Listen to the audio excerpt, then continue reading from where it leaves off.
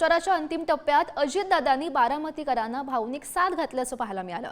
मतदान करताना भावनिक होऊ नका, अजित पवार यांनी बारामतीकरांना ही साथ घातली आहे। बारामतीकरांनो, लोकसभेप्रमाणे विधानसभेला गंमत केलीत तर तुमचीच गंमत होईल। मतदारसंघात काम करण्यासाठी खमका नेता लागतो। अजितदादांनी योगेंद्र पवार यांच्यावर ही टीका केल्याचं पाहायला मिळत आहे। नेहमीच मला साथ दिली, आजपर्यंत तुम्ही घड्याळालाच बटन दाबत आलेला आहे। थोडस लोकसभेला काहीतरी गंमत केली, परंतु मी आता त्याचं काढत नाही। आता मात्र विधानसभेला गंमत करू नका, नाहीतर तुमची जम्मतच होईल। मी खोटं नाही सांगत, तुमच्या लक्षात येत नाही।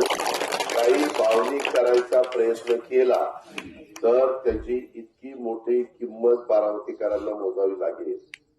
परत बारामतीकरांना कुणी वाली राहणार नाही।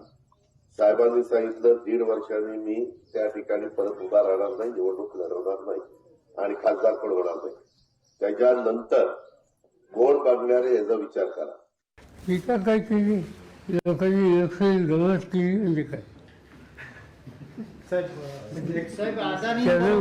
त्याला मत दिली नाही, हेच ना, मत दिली नाही। दुसरं काय?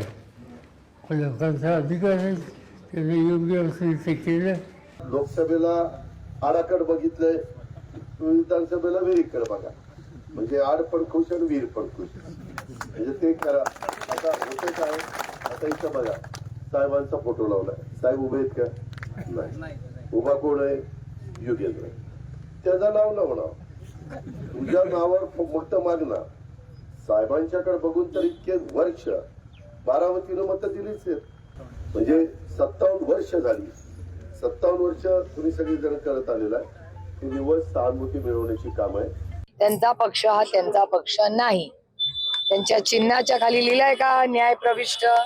नसेल तर मला फोटो पाठवा, मी कोर्टातून नोटीस पाठवते। कारण कोर्टाने त्यांना सांगितलेलं आहे की तुमचं चिन्ह तुमचं नाही, कोर्टात केस चालू आहे, पक्ष तुमचा नाही, चिन्ह तुमचं नाही।